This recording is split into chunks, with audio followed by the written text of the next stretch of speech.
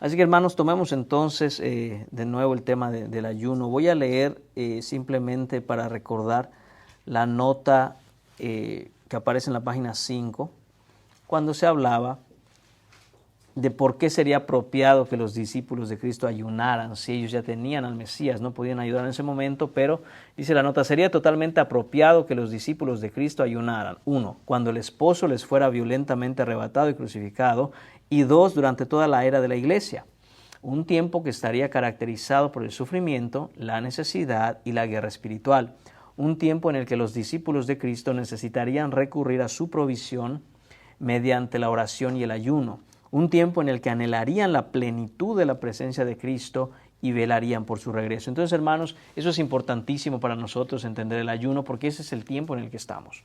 ¿Okay? Estamos en el tiempo o la era de la iglesia. Obviamente, como cristianos, todos los que hemos puesto nuestra fe en Jesucristo, somos parte de esa iglesia. Entonces, quisiera hacer un énfasis en ello, ¿no? Note qué es lo que caracteriza el periodo o la era de la iglesia. Sufrimiento, necesidad, guerra espiritual. ¿Okay? Obviamente eso echa por fuera definitivamente toda idea de que el hecho de que seamos cristianos es para que todo nos vaya bien y vida color de rosa y todo eso. Eso no es el cristianismo, hermanos, al menos no el cristianismo bíblico. Entonces, como discípulos de Jesús, necesitamos, ¿qué cosa? Recurrir a su provisión. Note ahí, el su es su de Cristo, a la provisión de Cristo. ¿Cómo vamos a tener acceso a esa provisión de Cristo? Mediante la oración y el ayuno. Y debemos anhelar la plenitud de la presencia de Cristo y velar por su regreso.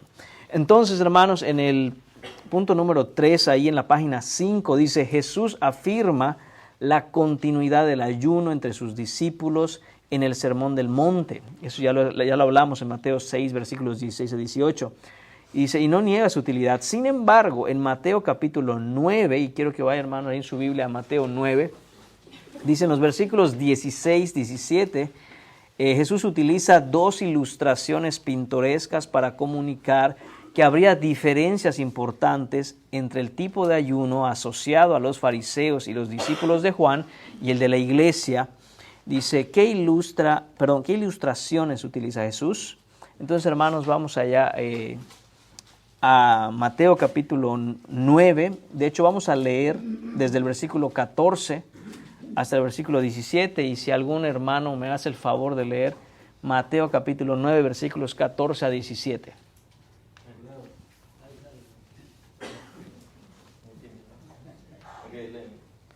Entonces vinieron a él los discípulos de Juan, diciendo, ¿por qué nosotros y los fariseos ayunamos muchas veces y tus discípulos no ayunan?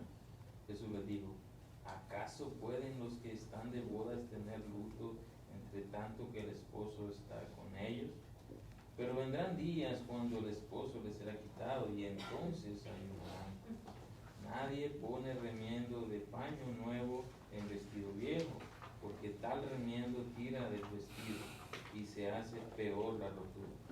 Ni echan vino nuevo en odres viejos, de otra manera los odres se rompen y el vino se derrama y los odres se pierden. Pero echan el vino nuevo en odres nuevos y lo uno y lo otro se conservan juntamente. Bien, gracias, hermano. Entonces ahí vemos los incisos, ¿no? Hay que completar los espacios en blancos. ¿Qué ponemos en los primeros espacios en blanco, hermanos? Remiendo de paño nuevo en vestido viejo. ¿Okay? Eso es una de las cosas que dice Jesús, que no se puede utilizar. Dice, no se puede utilizar una tela nueva, ¿okay? Es decir, que no está encogida, para remendar una prenda vieja ya encogida, porque cuando la tela nueva se encoge, rompe la prenda vieja dejándola en un estado aún peor.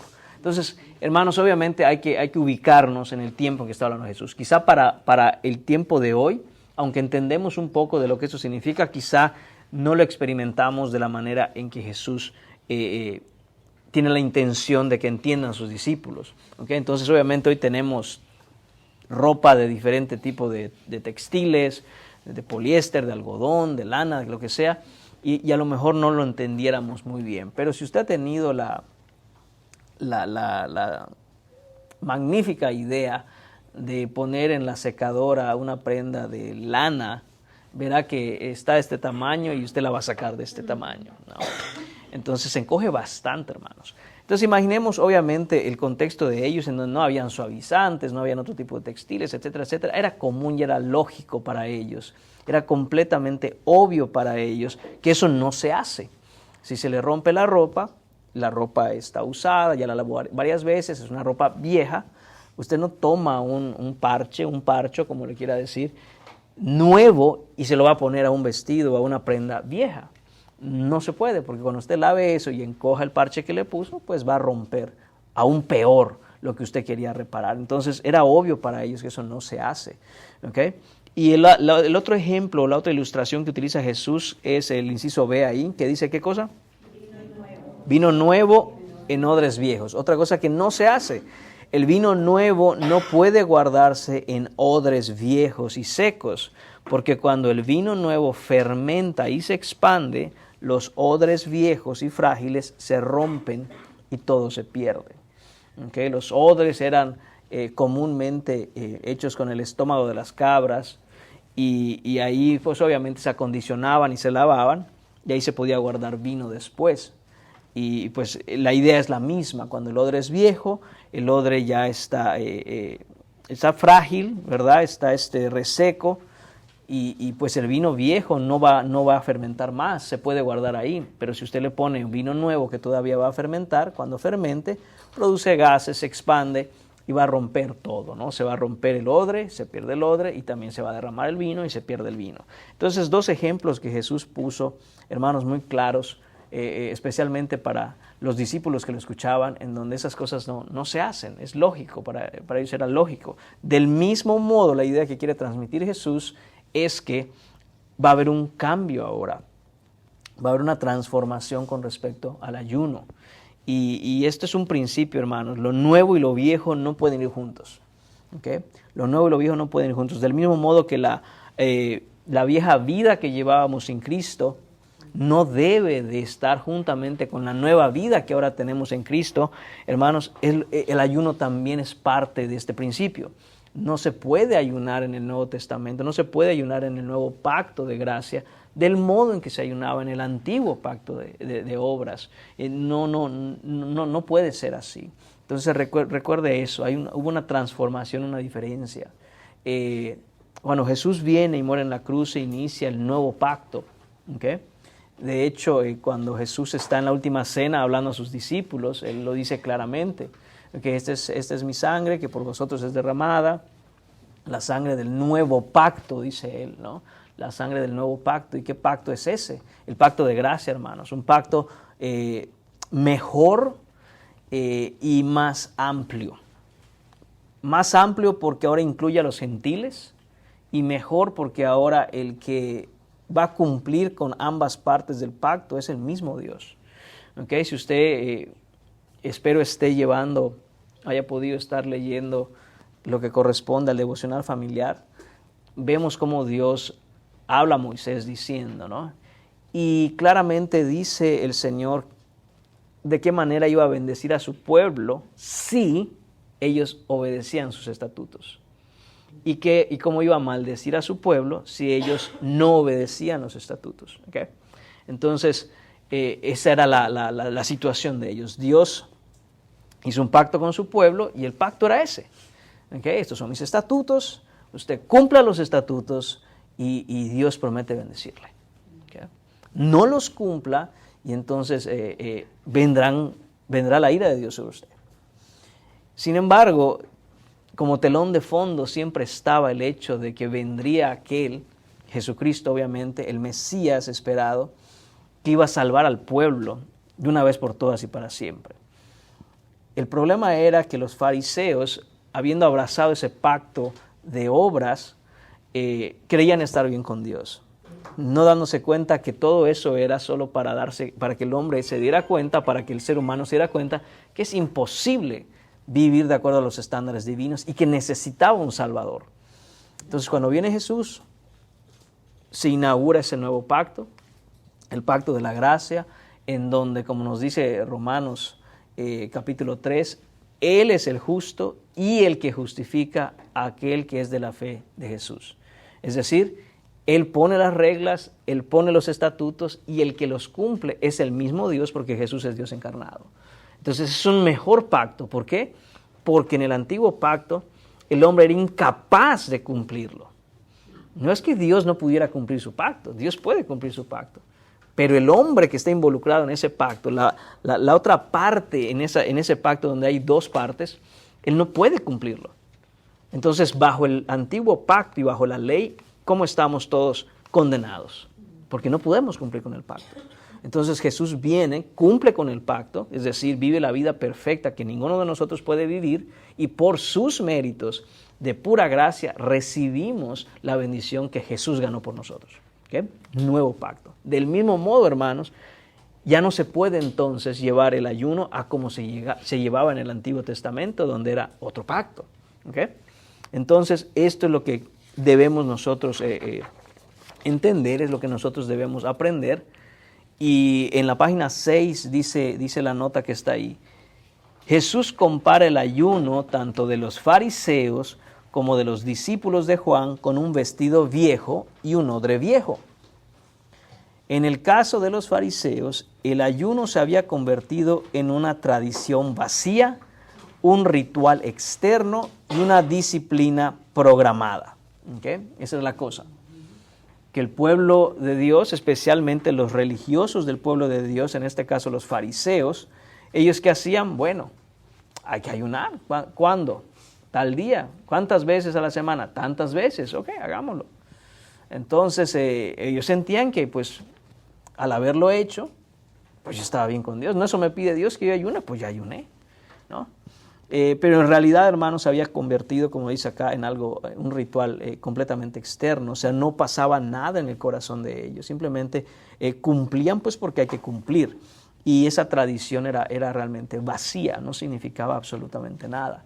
Y hermanos, tenemos que tener cuidado nosotros, aún siendo receptores de la gracia en el nuevo pacto, de que no nos convirtamos en personas que de manera externa puedan cumplir ciertos rituales, pero que no signifiquen nada. ¿Okay?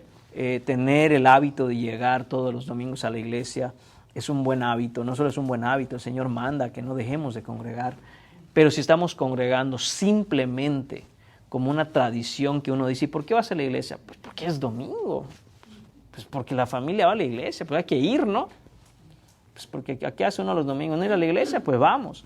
Hermanos, eso sería estar haciendo lo mismo que hacían los fariseos, ¿no? Una tradición vacía, una costumbre externa que no implica nada dentro del corazón, pero el cristiano debe entender que uno congrega porque uno quiere estar en la casa del Señor, adorando al Señor, aprendiendo del Señor, compartiendo con los hermanos. Es un momento bien especial. Cuando vemos lo que es el día del Señor, es algo hermoso. El Señor realmente, hermanos, de manera genuina y espiritual está en medio de su pueblo cuando nosotros le adoramos, le cantamos, estamos atentos a su palabra. Es bien especial ese día, hermanos. Y dicho sea de paso, tal vez no sea el momento de hablar mucho sobre el día del Señor, pero debemos prepararnos para ese día. Debemos prepararnos para ese día. Es un día que debemos esperar. ¿A qué me refiero con prepararnos, hermanos? Es difícil escuchar al hermano que tiene acá enfrente más de una hora todos los domingos y llegar cansado, desvelado. Le prometo que le voy a dormir, se lo prometo, hermanos. ¿Ah? Entonces usted tiene que hacer preparativos desde antes para llegar fresco en el día del Señor, no por mí ni por ningún hermano, para honrar al Señor, para decir, Señor, vengo con una mente fresca, con un corazón dispuesto. Señor, habla, que tu siervo escucha. ¿Me explico? Entonces debemos hacer eso, hermanos. Debemos prepararnos para ese día y no convertirlo en una tradición vacía como hacían los fariseos con el ayuno, ¿no? y con muchas otras cosas. Esa era una característica de los fariseos. Y así también con el tema de la oración, ¿no? ¿Por qué oramos? Porque entendemos o debemos desarrollar ese entendimiento de que vamos al Señor en oración, hablamos con Él, Él nos escucha y Él nos responde a través de su palabra, a través de cómo nos da sabiduría en la vida, a través de entender lo que nos ha dejado en la Escritura, no como una religión, como un ritual externo vacío. Dice también hay una disciplina programada, ¿no? Ellos, los fariseos, tenían días de ayuno, esos eran los días de ayuno, y era una ley inviolable, inquebrantable, o sea, es día de ayuno, hay que ayunar y punto. Entonces, inclusive el esfuerzo que hacían los fariseos para poder llevar a cabo el ayuno era deshonroso a Dios en el sentido de que lo hacían solo para que se dijera de ellos que ellos nunca dejan de ayunar. Entonces, en pocas palabras, buscaban su propia gloria, ¿okay? Que los vieran y dijeran, wow, esos hombres sí que son espirituales, ¿no? Entonces, eso desvirtúa completamente, hermanos, le quita todo valor a este tipo de cosas que el mismo Señor nos deja como medios de gracia. Entonces, hermanos, ahí está la cosa. Y dice ahí un hermano que nos lea Lucas 8, 11 y 12. Perdón, 18, Lucas 18, 11 y 12.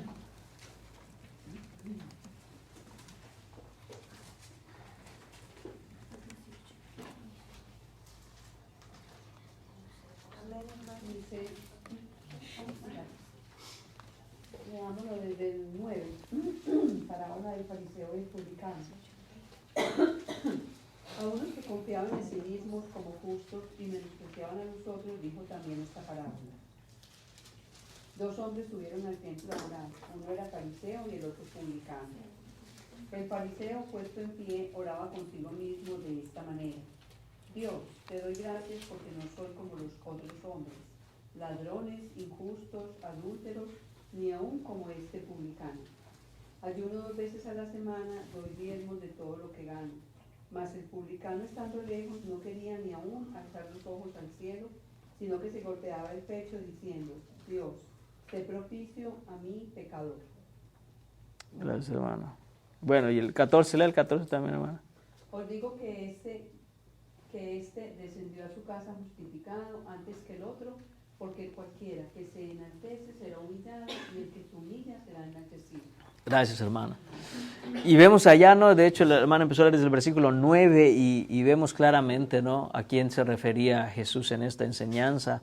Dice, a unos que confiaban en sí mismos como justos. Entonces, hermanos, ahí está, ¿no? Y hace esa comparación con aquel otro hombre que entendía su condición como pecador. Ahí está la diferencia, hermanos. La gran diferencia entre un religioso y un verdadero cristiano es que el cristiano entiende claramente cuál es su condición delante de Dios, y sin importar lo que uno pudiera hacer, hermanos, delante del Señor, somos pecadores que necesitados constantemente de su gracia y su perdón.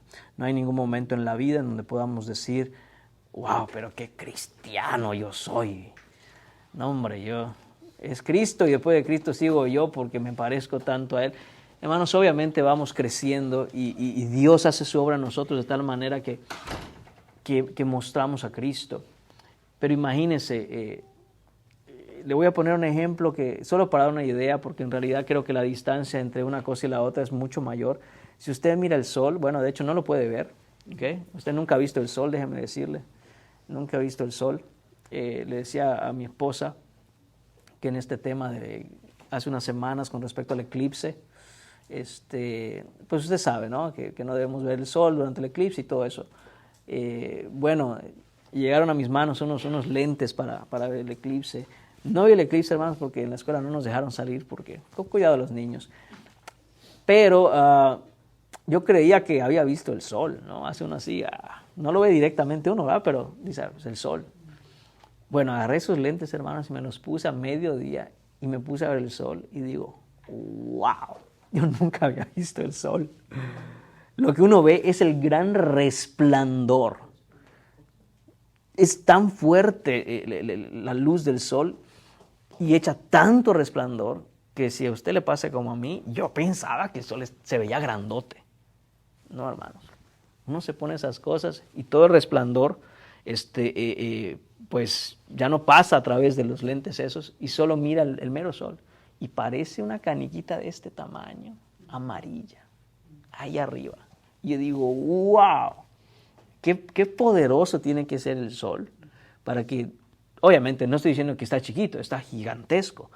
A la distancia desde nuestro planeta se ve como una caniquita ahí en el cielo. Pero esa caniquita ahí en el cielo, se quita usted los lentes y hace así porque el resplandor es tal.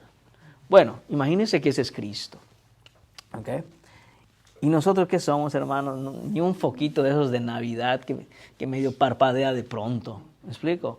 Como que por momentos damos ahí unos chispazos de luz que dice, se parece a Cristo. Pues sí, pero ¿cuánto nos falta, no? Entonces,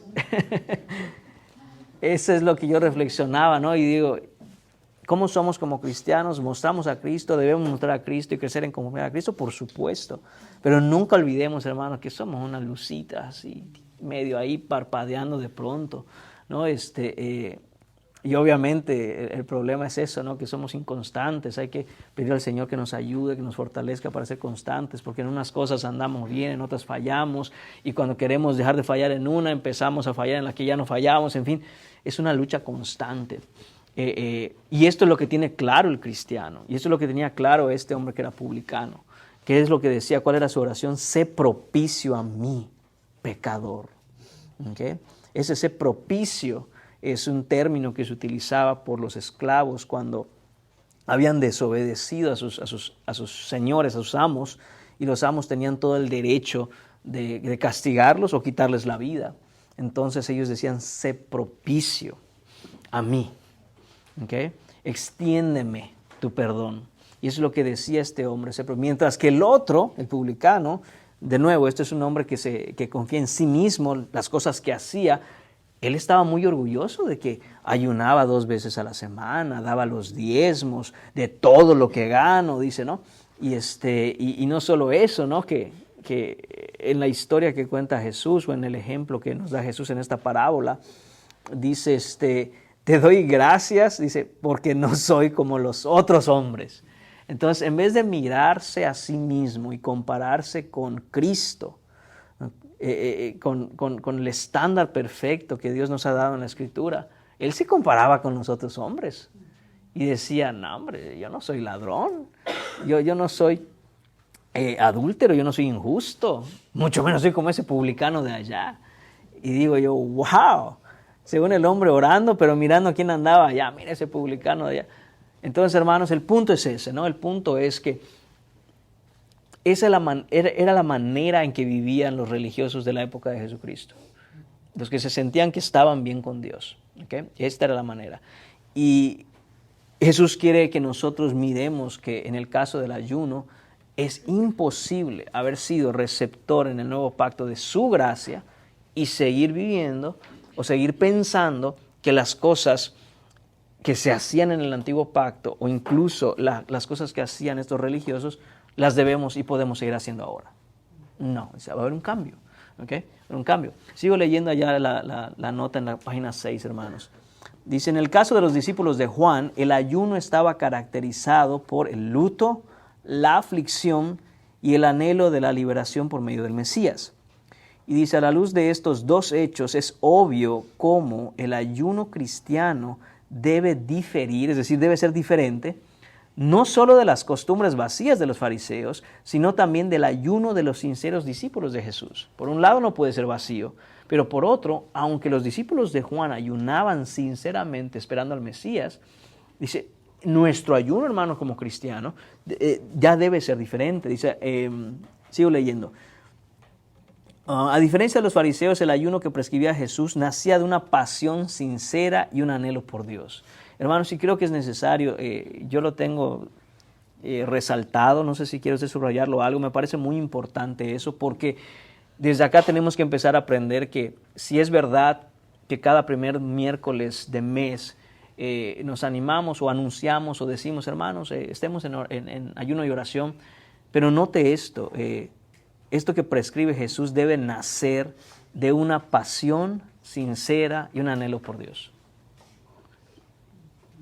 Y de nuevo, hermanos, creo que es necesario preparar nuestro corazón para ese día. Porque si lo vamos a hacer solo de manera externa o solo porque, pues en la iglesia dicen que el primer miércoles de mes es de ayuno, ayunemos, dejo de comer. Pero si no estamos trabajando en tener una pasión sincera y un anhelo por Dios para ir a ese ayuno, hermanos, solo estamos aguantando hambre. La verdad, es una tradición que estamos teniendo. Y termina siendo algo vacío a final de cuentas si no tenemos.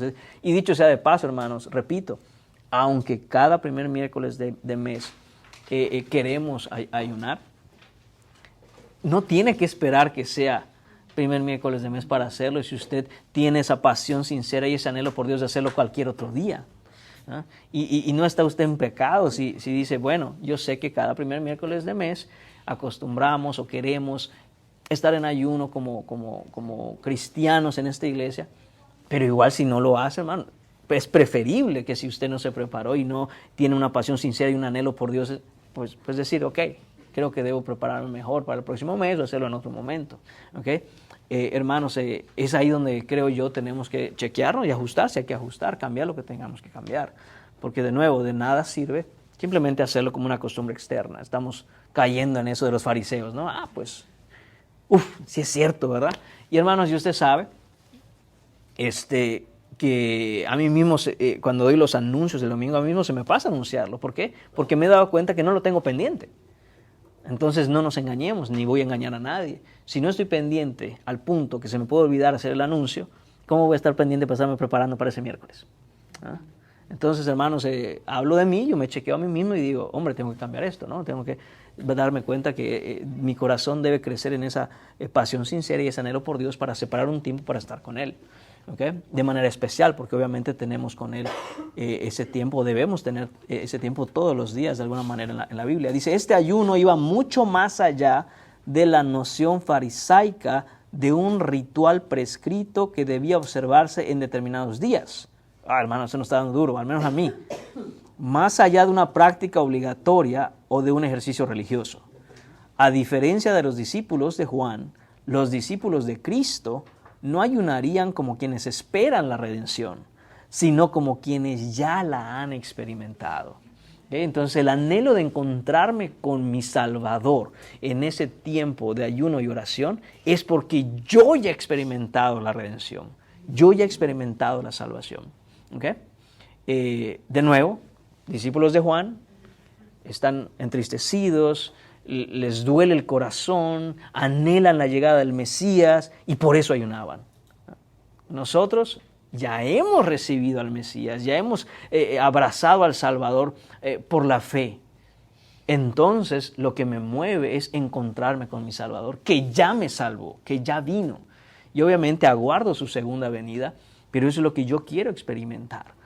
No estar en ayuno y oración entristecido para ver cuándo será que llega el Mesías. No, sino alegre de saber que como el Señor ya me salvó, puedo estar en ayuno y oración y encontrarme con Él en ese tiempo. ¿Okay? Entonces dice el punto número 4, dice, teniendo como base los textos que hemos estudiado y las verdades que hemos considerado, escriba una breve explicación sobre la validez del ayuno para la iglesia y las características distintivas del ayuno cristiano. Dice la parte A de este punto 4. ¿Es el ayuno una disciplina espiritual válida para el cristiano actualmente? Les escucho, hermanos. ¿Qué pusieron? Amén. Sí, claro. Por supuesto que es una disciplina válida.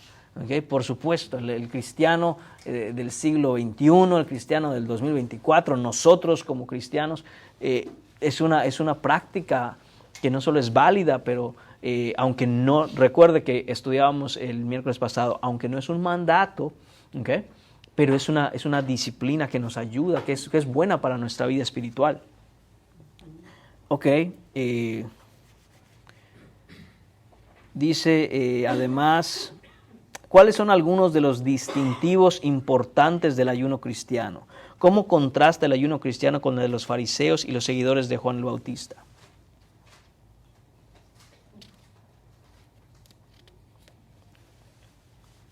Los fariseos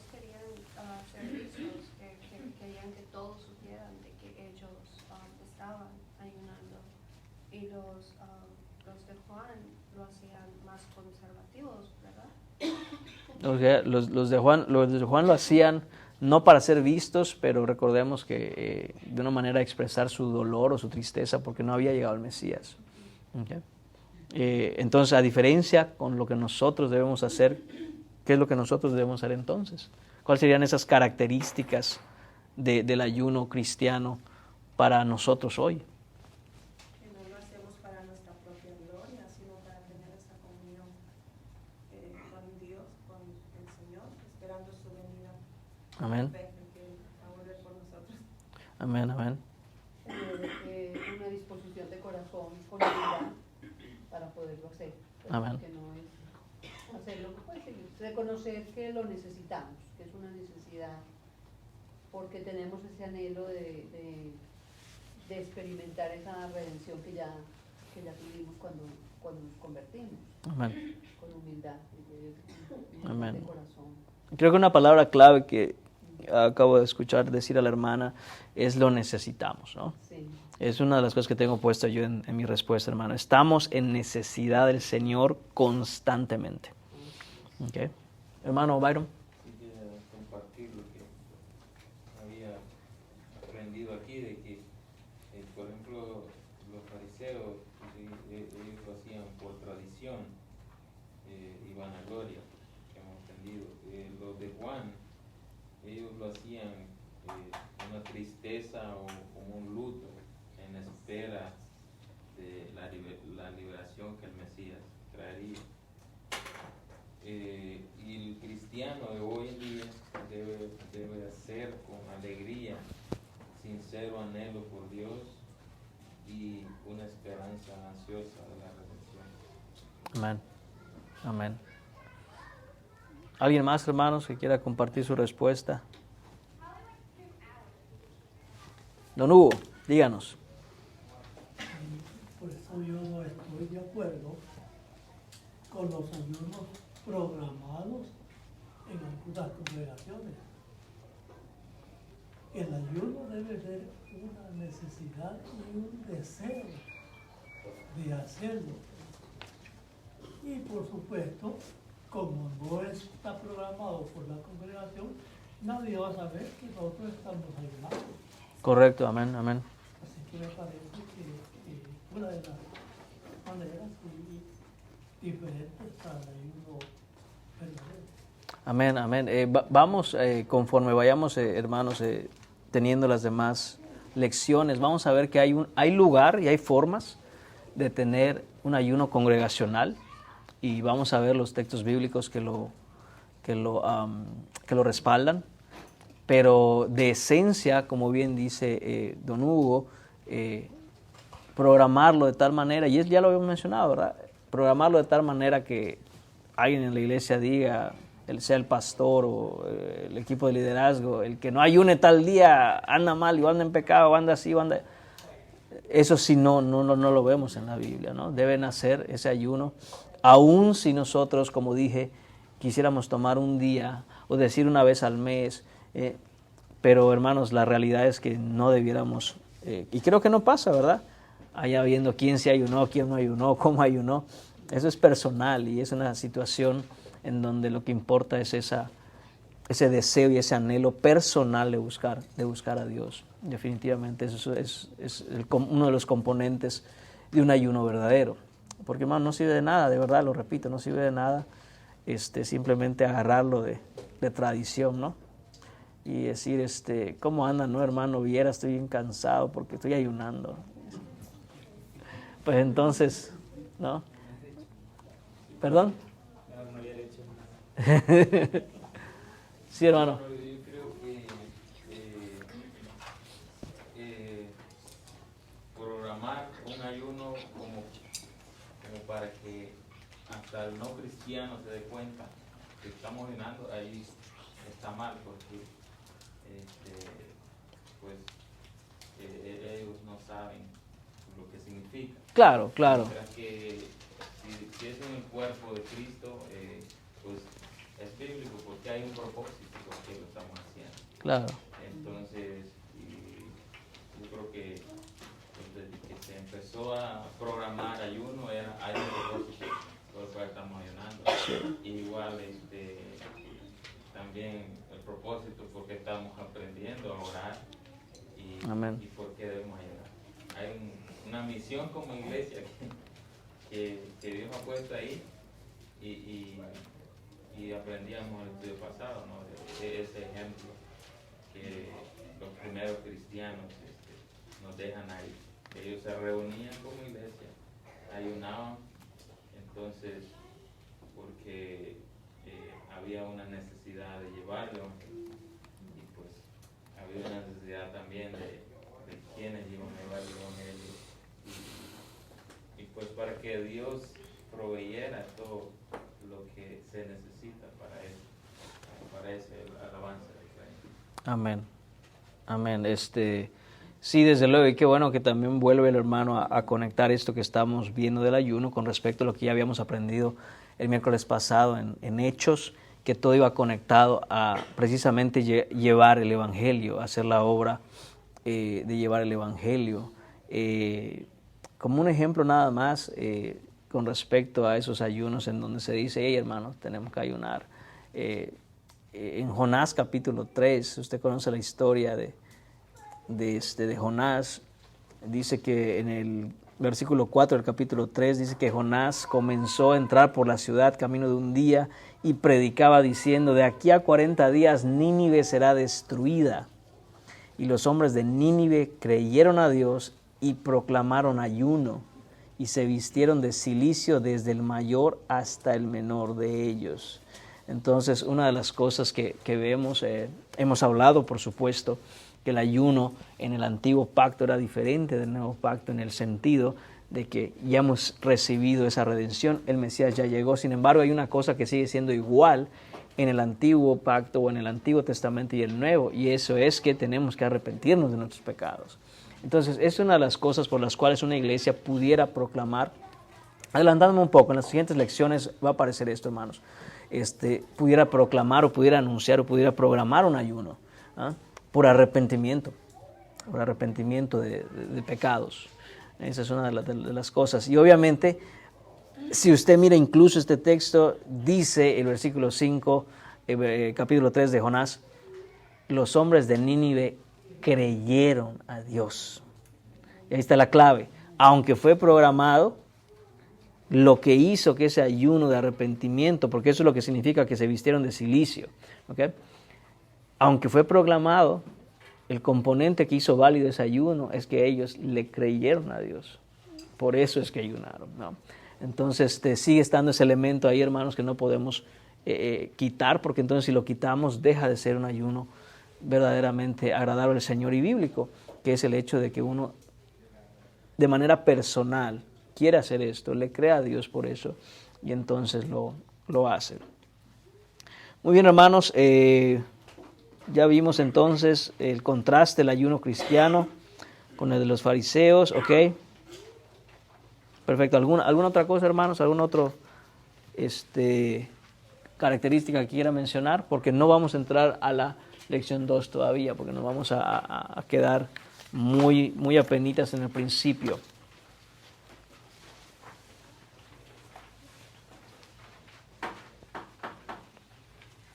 Bueno, entonces, hermanos, vamos nada más a recordar los objetivos que teníamos para esta lección 1, aprender qué es el ayuno bíblico, ¿ok? Y aprender cómo es diferente el ayuno del Antiguo Testamento y el ayuno del Nuevo Testamento. Y espero que esas cosas las tengamos claras hasta ahora en la lección 1 que hemos completado. Tenemos claro qué es el ayuno bíblico y tenemos claro cómo es diferente el ayuno que se practicaba en el Antiguo Testamento y el ayuno que se practica por la iglesia a partir del Nuevo Testamento en el Nuevo Pacto. Si no hay ningún otro comentario o pregunta, vamos a orar. Señor y Padre, te damos las gracias. Señor, te agradecemos que tu palabra, Señor, nos guía siempre a la verdad y vemos, Señor, por la Escritura, Padre, todo lo que es bueno y agradable para ti. Te pedimos nos ayudes, nos concedas gracias, Señor, entendimiento, Padre, y ir creciendo, Señor, en ese anhelo en nuestro corazón, Señor, por buscarte, Señor Padre, por estar en comunión contigo, por aprender de ti, Señor.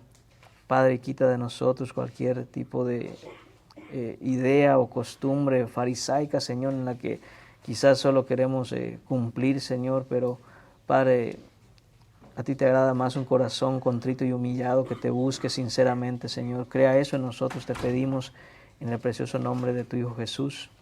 Amén.